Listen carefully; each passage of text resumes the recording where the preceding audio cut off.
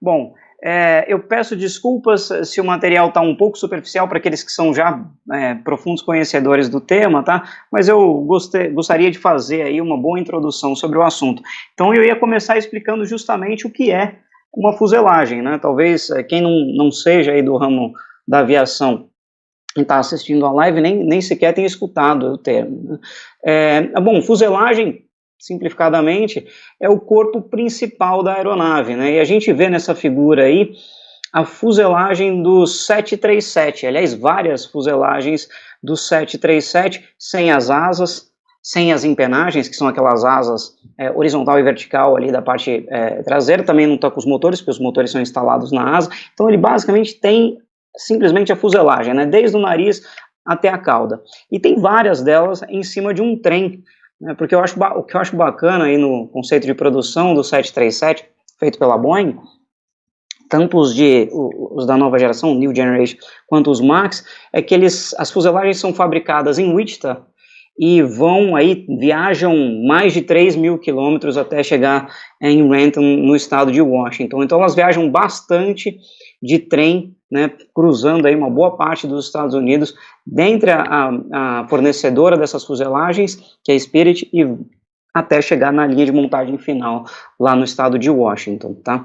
Mas é interessante ver uma fuselagem sozinha, né? Claro que essa é uma fuselagem de um avião comercial, mais parecido com aquilo que a gente costuma ver, né, no dia a dia, em aeroportos, né, comerciais, mas não são, claro, os únicos tipos de fuselagem que a gente tem, né? Tem diversos, né? Se a gente pensar em aviões de caça, não tem nada a ver com isso. Ou se a gente ia pensar em aviões menores, né, também muito menos, né, e é claro que ela chegou a esse ponto dado uma evolução, né, nem tudo evolui dando passos gigantescos de uma vez, né, e aí é por isso que eu quero falar dos primeiros homens aí da aviação, né. Aqui eu coloquei até um nome, Filhos de Dédalo. Dédalo é uma figura da mitologia grega não tão conhecida, mas o filho dele é bastante conhecido, que é Ícaro, né, que ousou voar próximo ao Sol e suas asas feitas com pena e cera derreteram, né, de acordo com a mitologia. Tá? Mas quem são esses filhos de Dédalo, esses caras que ousaram voar pela primeira vez? Bom, os americanos que me desculpem, mas o patrono da aviação para mim é esse cara que está aí na tela, um grande ídolo, que é o Santos Dumont com o 14 bis atrás, né? E aí eu quero mostrar a fuselagem, um pouco mais de detalhe do 14 bis, eu não sei se todo mundo teve já a oportunidade de ver, né?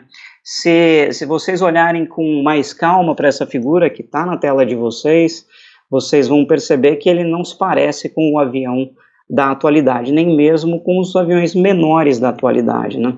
Isso é um corte longitudinal do 14 bis e você percebe, por exemplo, que os trens de pouso eram rodas de bicicleta, né? As superfícies sustentadoras, né, no caso a asa e também a superfície estabilizadora que está para frente, hoje em dia ela fica atrás, né, que são mais parecidas com pipas, né? E você percebe que a fuselagem seria esse corpo, né, que apoia todos esses elementos, né, tanto as asas quanto essa pipa que está lá na frente, quanto o motor, né, está aqui, né, próximo ao cesto, né, que era onde o Santos Dumont controlava a aeronave, né, e voava. É curioso, né, até porque é muito parecido com um balão, né, ele voava em pé, como se fosse um cesto mesmo. Então você vê que os espaços na evolução são pequenos, né? Aí em cima tinha o tanque de combustível, né, alimentando esse motor que está aqui embaixo, e um eixo longo, né, até a hélice, que era a propulsão da aeronave. Mas você vê que é bem diferente do que a gente está acostumado, mas no entanto você vê que a gente percebe uma estrutura familiar, né, no caso da fuselagem para aviões pequenos, que são estruturas treliçadas. A gente vê elementos aqui sendo unidos, inclusive, por elementos transversais, em diagonal, né, que no caso são cabos, até para deixar a estrutura e a construção mais simples, né, que são construções que a gente percebe serem muito parecidas em um avião que já é um pouco mais adiante. O 14 bis voou em 1906, né, esse esse avião Blériot, nem sei se é assim que se fala, mas é de 1914, né? Ele também tem, apesar da configuração mais parecida com o que a gente está acostumado, também tem uma estrutura treliçada como parte da fuselagem, né? Aí o piloto aqui já está sentado, né, dentro de um cockpit, por assim dizer, né? E toda a asa e o estabilizador horizontal e vertical, na verdade, até um leme completo, né, são apoiados por essa caixa treliçada, né? E o motor já está na frente. E embaixo você vê, inclusive, que o trem de pouso e as rodas ainda são rodas de bicicleta, né? E as estruturas foram evoluindo. Nesse caso aqui, você pode até perceber que tem uma série de elementos, de cabos que apoiam, suportam a asa, né? Para dar a rigidez necessária para ele voar e a resistência necessária para ele voar, né? Até que a gente tem, em 1916, um avião, um Junkers, J1, que foi apelidado de burro de lata, né, porque ele é o primeiro avião feito completamente de metal, inclusive seus revestimentos, e a asa engastada como a gente vê hoje na fuselagem, né? Então a gente não tem mais aqueles componentes, aqueles cabos, né, estaiando, parecem até uma ponte estaiada, estaiando as asas e outros componentes aí da estrutura, né? Então você vê que as coisas vão evoluindo com o tempo, e nesse caso, evoluindo muito rápido, a gente está falando de uma questão de 10 anos, né? Até chegar no que alguns historiadores chamam, né, da Era de Ouro da Aviação. Existe um certo debate com relação a isso, porque muita gente entende como Era de Ouro da Aviação é a era em que o pessoal voava um serviço de bordo que era mais parecido com um restaurante aí Michelin do que mesmo um voo que a gente está acostumado atualmente, né? Mas alguns dizem que a Era de Ouro da Aviação era anterior a essa, quando a evolução dos aviões foi muito rápida, né? Em questão de 20 anos, menos de 30 anos aí, a gente já estava com configurações muito parecidas com o que a gente vê hoje, e com uma cabine até que lembra as cabines de aeronaves que a gente tem hoje. Bom, esse ponto aí que a gente vê um pessoal aí bem bacana, jantando, né, muito confortável, ele está aqui para chamar a atenção para um dos pontos mais importantes uma das funções mais importantes que a fuselagem cumpre, né, que é levar os tripulantes e passageiros, né, e aí a gente pode ver duas seções de dois aviões gigantescos, aquele do A380, aquele mamute gigantesco que tem 2 decks ao longo de todo o comprimento da fuselagem, onde a gente tem aqui o deck superior alocando passageiros e o deck intermediário, né, não dá para dizer nem que inferior, também com a possibilidade de colocar passageiros, e um deck inferior para alocar carga, né, onde vão nossas malas e também os tipos de carga no avião. Então a gente tem 3 decks aí para o A380, e do lado está sendo comparado um avião mais antigo, mas que continua voando e é um tremendo sucesso de vendas, que é o Boeing 747, né, o Jumbo, né, também conhecido. E ele tem, durante não pequena porção, até uma razoável porção dele, 2 decks, mas depois ele se torna com um deck único para passageiro, mas continua tendo um deck inferior para alocação de carga. E aí, como essa fuselagem ela tem essa função importante de levar seres humanos, né, dentro, né, ela tem que cumprir com algumas funções, né, e tem algumas responsabilidades que a gente não pode deixar de esquecer, né. Os aviões hoje em dia, a gente sabe que nos aviões comerciais, né, que voam rápido, a gente sabe que eles voam bastante alto, né, eles voam no ar rarefeito, alguns jatos comerciais chegando a 41 mil pés, né, de altura, então mais de 10 km de altura. Então, obviamente, não é um ambiente confortável para o ser humano. Aqui na figura do lado a gente vê o rosto de uma mulher que está no Nepal, né, a 4.100 metros de altitude, e você já percebe o inchaço do rosto por estar numa condição onde a pressão é menor, e é claro, a disponibilidade de oxigênio para ela também é menor. E aqui do outro lado, uma outra curiosidade, talvez muitos já conheçam, mas é um salto de paraquedas em que um atleta aí da Red Bull bateu o recorde de altitude de salto de paraquedas, saltando a 39 quilômetros de altura. E aí a gente percebe, inclusive, que não adianta mais ele só ter uma máscara, né, para ele poder respirar, mas como o ambiente lá, além de ser muito frio, também tem uma pressão muito baixa, ele precisa ter todo um macacão pressurizado para que o corpo dele resista àquela altitude. Bom, então se a gente vê esses efeitos e a gente sabe que a gente tem que tomar conta deles, né, a fuselagem tem esse papel, né, a fuselagem, portanto, ela tem uma pressurização para que o ser humano, né, para que nós, ocupantes, ou para quem é aí piloto, né, comandante, também possa permanecer lá de maneira confortável. E aí a gente vê, eu coloquei aqui um gráfico de pressurização de uma cabine do A320, né, típico para um voo de um A320. O que é a abscissa? A abscissa é o tempo do voo, digamos assim, né? E o Z, né, seria a altitude tanto da aeronave quanto a altitude de cabine. A gente vê duas curvas, né, que começam na mesma posição, mas depois elas se separam.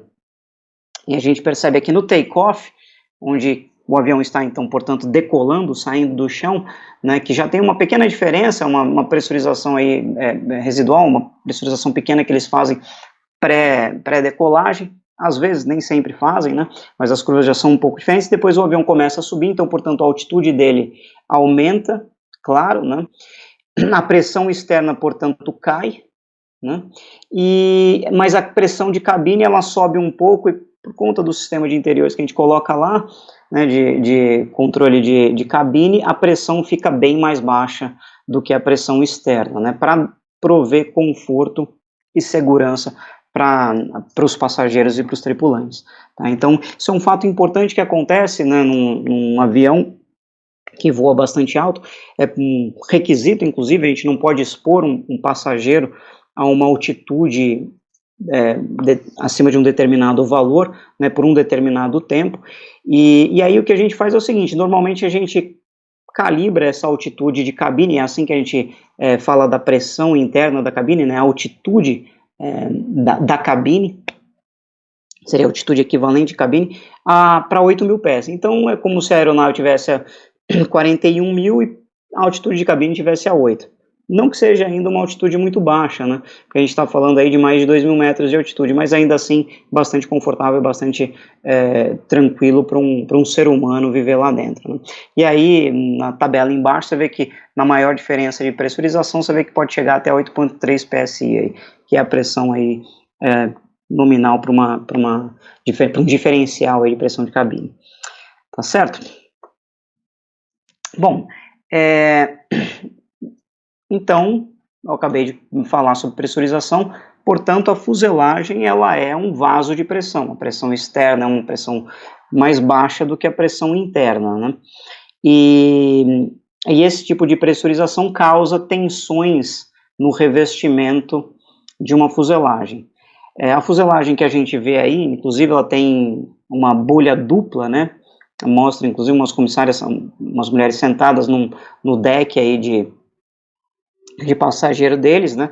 Esse deck, essa estrutura do piso, inclusive está estrategicamente posicionada na junção dessas duas bolhas, né, para conter a flexão que geraria caso não tivesse aí, né?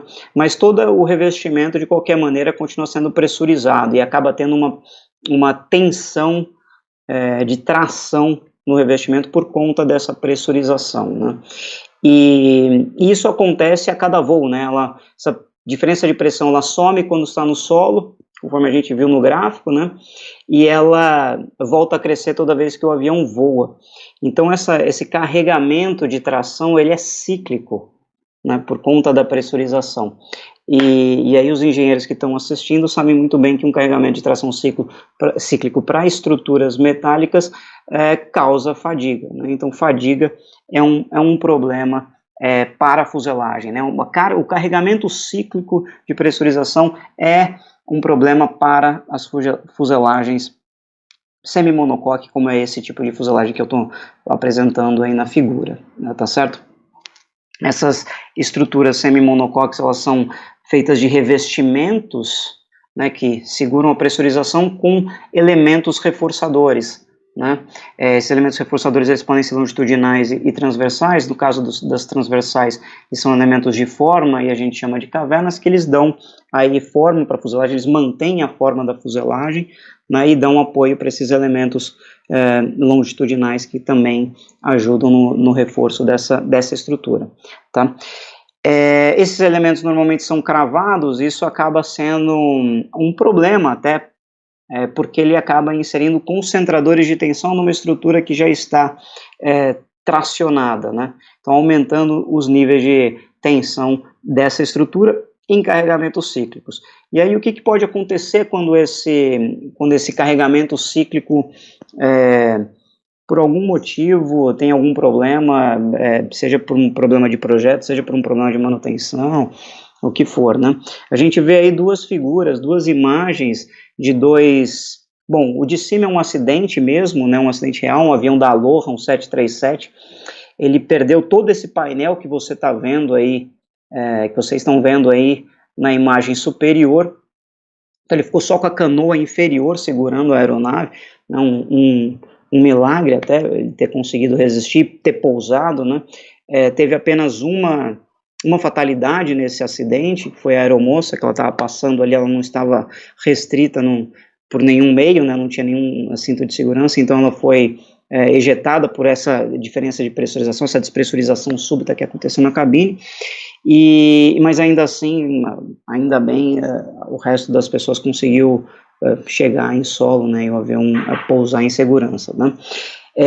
E embaixo a gente vê uma imagem que é icônica aí no meio, né, da aviação, que é o resultado de um ensaio de fadiga para um avião chamado de Havilland Comet, né. Esse avião, ele foi um avião que trouxe, apesar dos acidentes, das tragédias com ele trouxe muito conhecimento aí para a engenharia aeronáutica, né.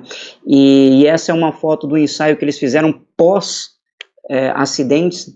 Depois que eles tiveram esses 3 acidentes, a frota foi groundeada e a de Havilland, né, uma antiga construtora de avião, foi estudar o que podia estar acontecendo, né, e eles descobriram um problema que estava, né, ligado a esse carregamento cíclico de pressurização, junto com os cantos das janelas, né, mais a escolha do material que eles usaram para a estrutura da fuselagem.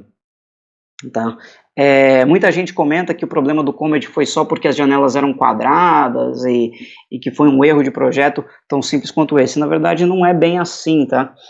O Comet ele teve mais problemas do que simplesmente um canto um pouco mais agudo ali para as janelas da fuselagem. É claro que naquela época eles já conheciam o concentrador de tensão, né, que a janela gera, né, na fuselagem, e eles sabiam calcular isso e tinham condição de calcular muito bem. Foram outros fatores, né, que pesaram e puderam causar o acidente. Um deles foi escolha do material, como eu comentei, que eles escolheram um material que tinha uma baixa tenacidade à fratura, né. E aí, o que é a tenacidade à fratura? Foi algo que eles descobriram depois disso, né, porque foi por conta desse acidente criado um novo conceito, uma nova filosofia de conceito estrutural, e se ganhou bastante, se evoluiu bastante com relação a esse problema. Eu comento um pouco mais tarde, tá? Mas quais são os conceitos, né, que a gente tem aí ao longo do tempo, né? Começo da aviação, tudo era feito, tudo era calculado com uma margem de segurança bastante robusta, imaginando-se que você nunca queria que o avião, a estrutura do avião falhasse, né? E durante toda a vida econômica do produto, você fala que você tem uma margem tão grande que ele nunca vai falhar. Essa é a filosofia que a gente chama de safe life. Então tem uma vida segura, mas a gente deu para perceber, né, que não foi suficiente para evitar aquele problema do Comet, que era baseado tanto no safe life quanto fail safe, que é quando você inclusive pode dizer que um dos elementos estruturais vai falhar e, no entanto, o que sobra da sua estrutura é suficiente para resistir os carregamentos tanto de pressurização quanto de voo, né? Essa foi a filosofia que o Comet foi desenhado, e, no entanto, não foi suficiente para evitar aquelas tragédias. E aí se foi para filosofia de tolerância a dano. Né? O que é tolerante a dano? Bom, você diz que o elemento estrutural ele pode falhar, ele tem que aguentar uma determinada resistência para isso, e ainda assim você tem que garantir que os danos que aparecem nessa estrutura, ou seja, as trincas, sejam elas quais forem, por qualquer motivo que elas existam na sua estrutura, um defeito de fabricação, uma corrosão, uma manutenção mal feita, você é capaz de identificar essa trinca antes que ela atinja o seu tamanho crítico, e aí sim você tenha uma redução da sua capacidade de resistência estrutural. E por conta dessa filosofia e por conta do Comet, se criou uma disciplina que hoje é conhecida como mecânica da fratura, tá? Inclusive, a gente tem no portal aí um dos grandes nomes no assunto aqui no Brasil, se não o maior nome deles, né, o Carlos Eduardo Chaves. Ele é representante da ICAF, o Comitê Internacional para a Fadiga, né, representante brasileiro nesse ICAF, então ele é um cara que entende muito do assunto e ele vai dar um curso bem bacana para vocês. Aqui eu vou tocar superficialmente no tema, também não é minha especialidade, né, vou falar simplesmente aí bem superficialmente sobre o assunto. Bom, mas aí o que a mecânica da fratura estuda, né? Bom, primeiro eu comentei sobre o material do Comet, eu falei que o material que eles escolheram tinha uma baixa tenacidade à fratura, mas o que é essa tenacidade à fratura? Bom, na figura da esquerda, vocês veem um corpo de prova sendo testado para se encontrar essa propriedade nova, entre aspas, aí, de tenacidade, que é a capacidade de um elemento já trincado resistir à propagação a essa trinca. Bom, Chaves que me perdoe aí, né, é uma licença poética essa maneira de explicar, eu imagino que eu não esteja sendo correto, né, 100% aí na minha explicação, mas é um jeito de entender o que é essa tenacidade à fratura, tá? Então, começou-se a estudar essa propriedade de materiais, principalmente dos materiais metálicos que estavam sujeitos a cargas cíclicas, aí, sujeito ao problema de fadiga, né? Além disso, a gente começou a estudar como que essa trinca não só se propaga estaticamente, mas também via carga cíclica. E aí a gente vê um diagrama aqui do lado direito do slide, que é uma curva que a gente chama ΔKdAdn, né, porque no eixo da abscissa você tem um fator de intensidade de tensão, e no eixo da ordenada você vê o tamanho, a variação da trinca com o número de ciclos, né? Então você, com esse diagrama do material, com essas propriedades, com esses ensaios que você faz do material, você é capaz de avaliar a propagação da trinca, né? Então, são essas duas coisas combinadas que ajudaram a gente a garantir que uma estrutura é tolerante a dano, né? Então, o que é esse fator de intensidade de tensão que eu comentei ali atrás, né? Ele não é exatamente um fator que tem as unidades e já é mais conhecido de um engenheiro aí, né? Ele depende, ele é uma tensão multiplicada por uma raiz de metro, né, se for uma unidade internacional, então ele tem uma unidade bem esquisita, né, mas ele é o que essa figura mostra aqui, né, ele é uma tensão vezes uma raiz quadrada do tamanho da trinca, né. O que quer dizer o seguinte, que ele depende esse fator de intensidade de tensão, ele depende da tensão aplicada e depende também da trinca que você está estudando. Além disso, ele tem um beta, logo no começo aqui da igualdade, que é um fator geométrico. Então, além da trinca, depende do resto da geometria da sua estrutura, para você encontrar esse fator de intensidade de tensão. E com esse fator de intensidade de tensão, a gente vai, então, uma vez encontrado ele, a gente vai começar a olhar a nossa estrutura monocoque, se for o semi-monocoque, né, se for o caso aí de um avião comercial típico, né, olhando os tipos de falha que a gente pode ter numa estrutura de fuselagem. Então, por exemplo, o exemplo que está aí na figura é uma trinca de uma caverna, uma trinca de um revestimento com uma caverna, então uma caverna está falhada, e a trinca está propagando até as cavernas adjacentes, tá certo? Por que ela propaga? Bom, além dos carregamentos de voo, ela tem a carga cíclica da pressurização. E aí, nesse exemplo aí, nessa figura que eu tirei de um curso, ele tem, você percebe que o revestimento ele tem uma espessura bastante baixa, né? Ele é, para esse caso, de 1,6 milímetros, então tem menos de 2 milímetros de espessura, né? E ele está pressurizado um nível de tensão aí razoável, né? Bom, e como você encontra, né, como você diz se sua estrutura é realmente capaz de aguentar um dano? Bom, a primeira coisa que você tem que verificar é qual o tamanho de trinca que a sua estrutura resiste, né, ela aguenta. E você encontra fazendo uma conta inversa com aquele fator de intensidade de tensão que eu mostrei nos slides anteriores, mas você percebe que aqui esse K agora ele está com um índice C, porque ele é um K, o que ele quer dizer que agora é a tenacidade da fratura que é o que você vai colocar na fórmula. E você consegue isolar a sua tensão, tendo o seu fator geométrico e o comprimento da trinca que você está avaliando para dizer qual que é realmente a sua tensão residual da sua estrutura. Então, se você olhar o gráfico, você tem aqui no eixo das abscissas, né, metade do comprimento da sua trinca, no eixo das ordenadas a sua resistência residual, nesse caso a tensão é referida nessa fórmula aqui, então qual é a tensão que ela aguenta, e você percebe que tem mais de uma curva, né, e se você for ver essa primeira curva, a curva mais à esquerda aqui, inclusive está aqui o critério para falha do revestimento, é quando você vai aumentando o tamanho da sua trinca, né, portanto, você vai mudando aqui o seu denominador, o seu numerador é uma propriedade do material, ele não muda, e portanto você vai reduzindo a tensão que a sua estrutura é capaz de resistir. Tá? No caso de estruturas de fuselagem semi-monocoque, reforçadas com cavernas e reforçadores, o que acontece é um fenômeno bastante interessante, em que você passa por um momento em que a sua trinca instabiliza, ou seja, você vê que tem um nível de tensão aqui, que é o que sua estrutura está sendo aplicada na sua estrutura, né? Ela não resiste mais, mas aí quando ela cresce e chega à próxima caverna, ela retoma essa estrutura, ela retoma essa resistência e ela passa a segurar a trinca, né, por conta desse elemento estrutural seguinte, né.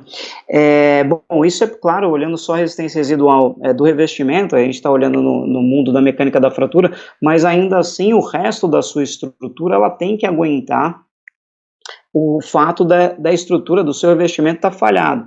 Então, essa outra curva que aparece aqui é a resistência residual do reforçador. Você não precisa, nesse caso, olhar por mecânica da fratura, você olha pelos tipos de falha mais comuns aí de cálculo estrutural, né? Normalmente eles são sob tração, então você pode verificar se o seu prendedor ele está aguentando a carga que ele está sendo aplicada, se você tem área suficiente nos seus reforçadores para aguentar o carregamento que também está sendo aplicado, esse carregamento extra que está sendo aplicado devido à falha. Então, quando você olhar um diagrama de resistência residual, você vai ver várias curvas e não só uma olhando do revestimento, né? Então, você olha do reforçador, tem da caverna, vai ter dos prendedores, enfim, mas sempre para uma falha típica de fuselagem. Nesse caso aqui, representado na figura, é o que eles chamam de two-bay crack.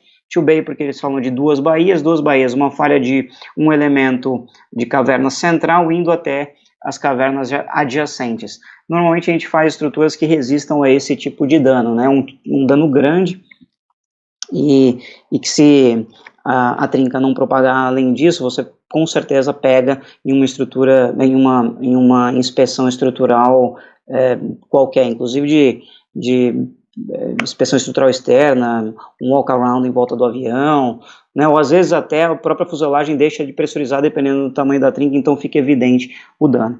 Mas o importante é capturar, pegar esse dano antes que ele se torne crítico.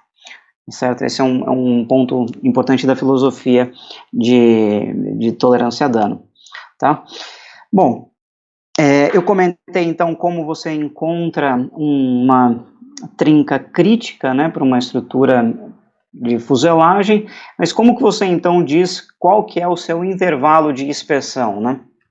Seu intervalo de inspeção, então você usa aquele diagrama que eu comentei de ΔK DADN, que está traduzido aqui como essa fórmula é conhecida como a lei de Paris, ele é basicamente levantado via ensaio, e você consegue então ter esses coeficientes C e M aplicados para o seu material, e aí você tem, claro, integrando essa curva, você sabe o tamanho da sua trinca e o número de ciclos que você vai chegar nela, né, para um determinado fator de intensidade de tensão ou variação desse fator de intensidade de tensão. Então, nesse diagrama abaixo, a gente vê que a gente tem um comprimento de trinca inicial, em que a gente fala que toda a estrutura tem, por qualquer motivo a gente assume, não que ela tenha, mas a gente assume que ela tem esse tamanho de trinca inicial e começa a verificar como essa trinca pequena começa a se propagar. Então, por exemplo, você fala que na cravação da caverna, com o revestimento, você tem ali uma trinca que foi inserida, por exemplo, num processo de manufatura, na instalação de um prendedor, né, alguma limalha na hora de furar, por exemplo, o furo danificou, causou ali um risco, e esse risco tem um concentrador de tensão além daquele previsto, e aí existe essa trinca inicial que ela começa a propagar. Bom, ela vai se propagando até o momento que ela chega em um determinado tamanho que você visualmente, ou dependendo do seu método de inspeção, você consegue detectá-la, né? E a partir daí você vê quanto tempo, quantos ciclos demoram, nesse caso podem ser voos, né, no caso da fuselagem, quantos ciclos demoram para ela chegar até o tamanho de trinca crítico dela, né? E aí, óbvio, você coloca alguns fatores de segurança, né, em cima desse período, e você encontra qual que é o seu intervalo de inspeção estrutural. E aí você tem toda a filosofia de tolerância a dano completa. Então você sabe quais são os tamanhos de trinca críticos, e você sabe como encontrar o seu intervalo de inspeção. Eu falei dessas três filosofias de projeto. Hoje a gente está até um pouco além dessas, que a gente fala que hoje em dia o airframe ele tem um limite de validade. E por que isso? Porque a gente percebeu que mesmo com toda essa precaução aí, essa filosofia estrutural, a gente não está coberto para um fenômeno chamado widespread fatigue damage, né? Então, quando você tem danos de fadiga por cargas cíclicas em vários pontos da sua aeronave, você pode ter uma redução aí da sua capacidade, da sua resistência estrutural. E aí, então, hoje a gente está num padrão até um pouco acima desse de tolerância a dano, mas de qualquer maneira é muito parecido. Tá certo?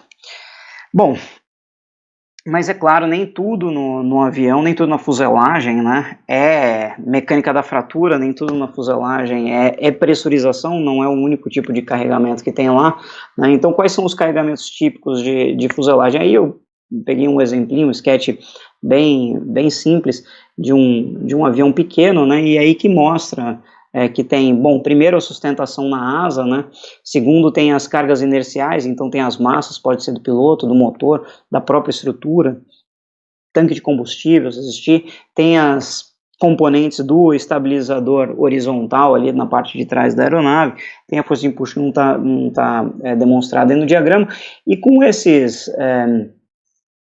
esforços externos, né, a gente pode simplesmente simplificar a estrutura da fuselagem como uma viga e calcular os diagramas de esforços dela, né? Embaixo, para esse diagrama que tem em cima, a gente tem o diagrama de momento fletor, né?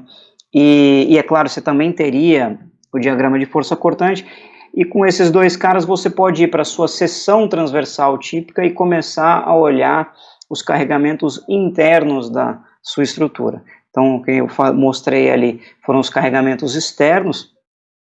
O pessoal de aerodinâmica pode dizer qual que é a força de sustentação na asa, a força de sustentação nos estabilizadores, devido à manobra dentro do envelope, até de manobra da aeronave, rajadas, enfim, por qualquer motivo externo, tem um carregamento, e você, então, com aquele diagrama de momento fletor, você pode vir para a sua estrutura e começar a calcular os seus carregamentos internos dela, né? E aqui a gente vê uma seção transversal típica de um avião que tem a fuselagem de composto, um avião que é razoavelmente novo, o A350, a gente vê toda a casca dele, a pele dele em material composto, em carbono especificamente, e todos os reforçadores aí da seção, com seus elementos aí de piso, e também do deck de carga, além das janelas de inspeção.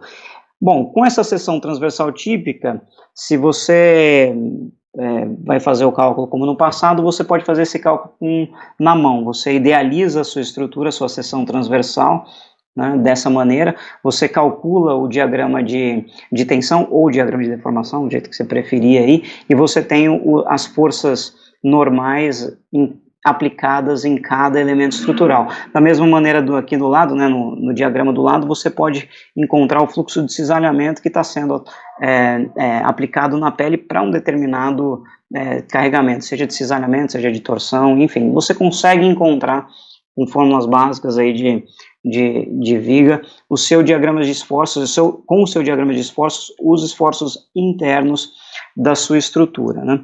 Bom, não é só dessa maneira, né, com cálculo manual que a gente encontra esses esforços internos, a gente também usa elementos finitos. A gente pode usar modelos de elementos finitos para fazer cálculos dos esforços internos da estrutura da aeronave, sem problema nenhum. Aliás, eu diria que hoje é a maneira mais comum de se fazer, né? Apesar de ser mais elegante da maneira antiga, né? Com o cálculo manual te dá uma visão muito boa de como a estrutura funciona. Então é sempre bacana fazer algumas contas na mão para ver se o seu modelo numérico tá batendo com o cálculo analítico. Bom, eu falei dos esforços internos, mas aí eu quero mostrar uma peculiaridade que tem, não é o único lugar que acontece, mas principalmente acontece nele, né, na fuselagem, que é o fenômeno de tração diagonal, né? Nessa figura, vocês percebem aí, é uma foto de um B-52, um avião gigantesco, né? E vocês perceberam que eu comentei a espessura do revestimento de uma aeronave, e eu falei que ela era bem fina, né? 1,6 milímetros é bastante fino, né? É uma estrutura bem leve. E em muitos casos, essa estrutura, ela não é, pelo menos o revestimento, né? Ela não é estável ao longo de todo o regime onde ela trabalha, para todo o carregamento aplicado. Então a gente percebe no detalhe da imagem algumas ondas no revestimento.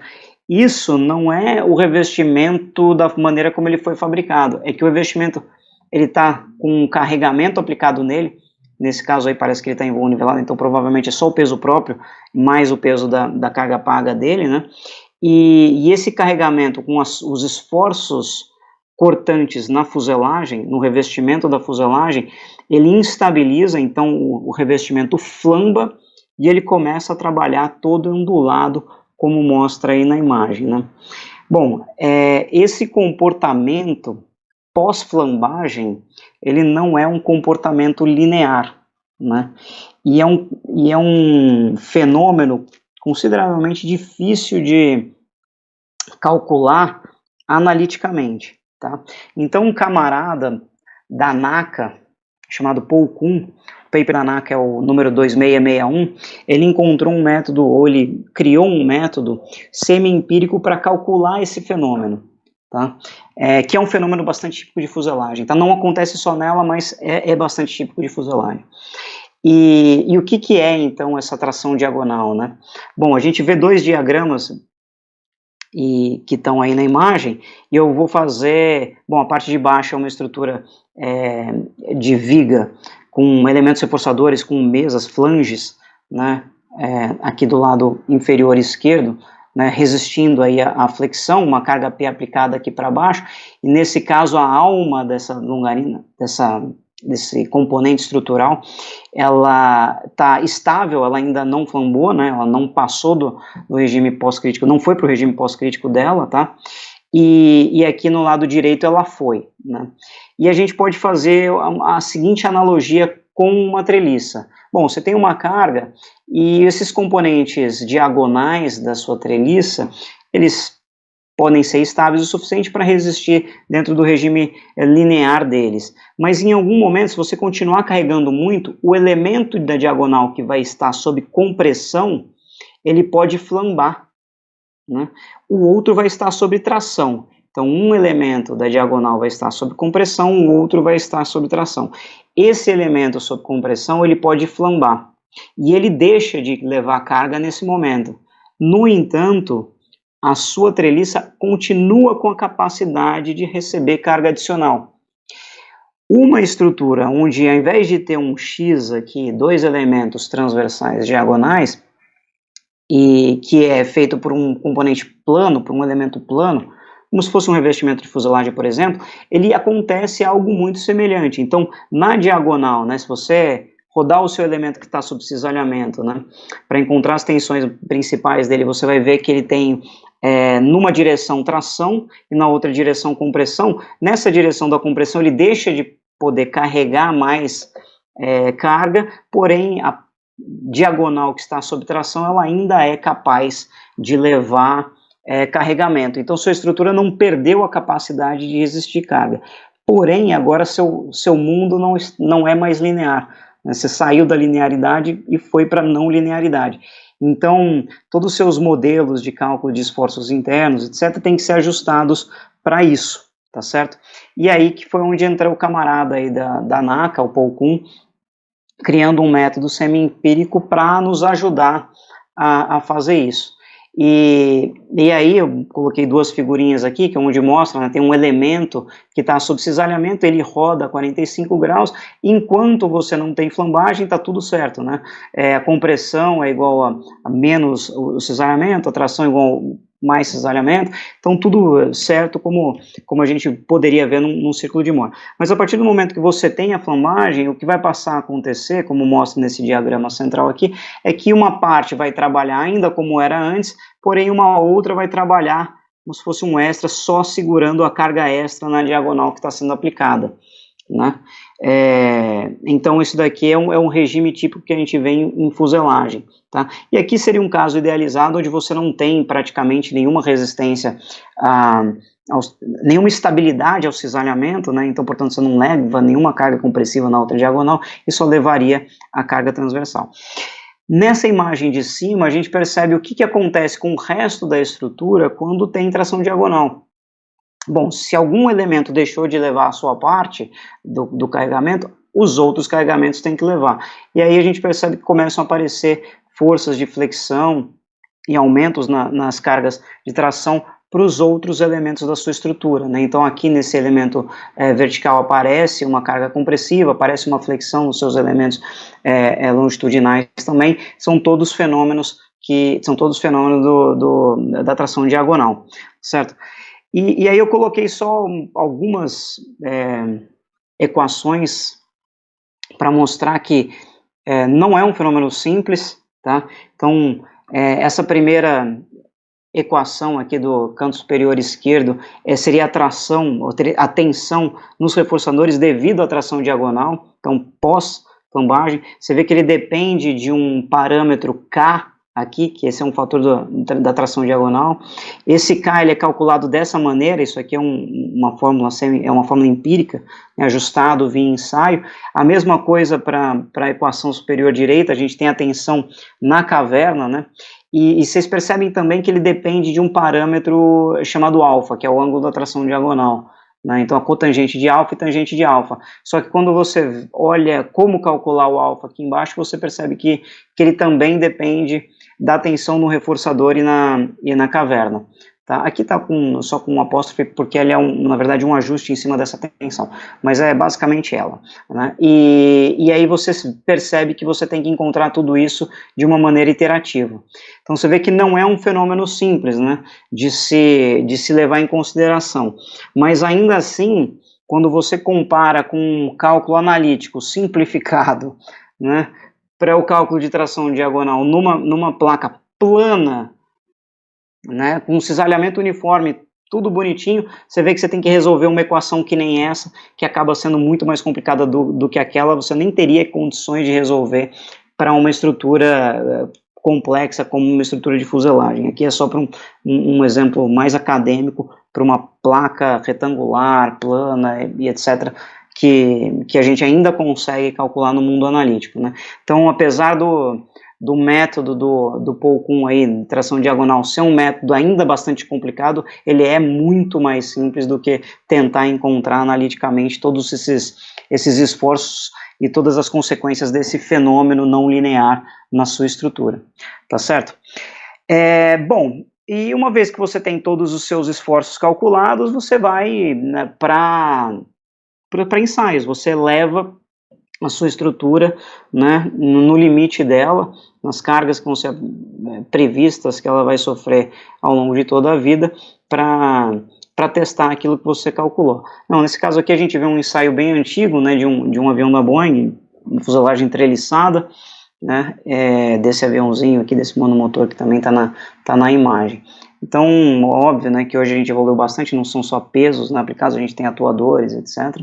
E a gente lê a resposta da estrutura, inclusive com extensômetros, e o Chaves vai falar bastante sobre isso amanhã, inclusive, que é um dos assuntos da nossa live da semana, né? Então, para quem está bastante interessado em ensaio estrutural, vale a pena conferir a live de amanhã do Chaves, que ele vai trazer bastante coisa bacana, tá certo? Bom, além disso, a fuselagem ela tem que também estar preparada para outros tipos de ameaças,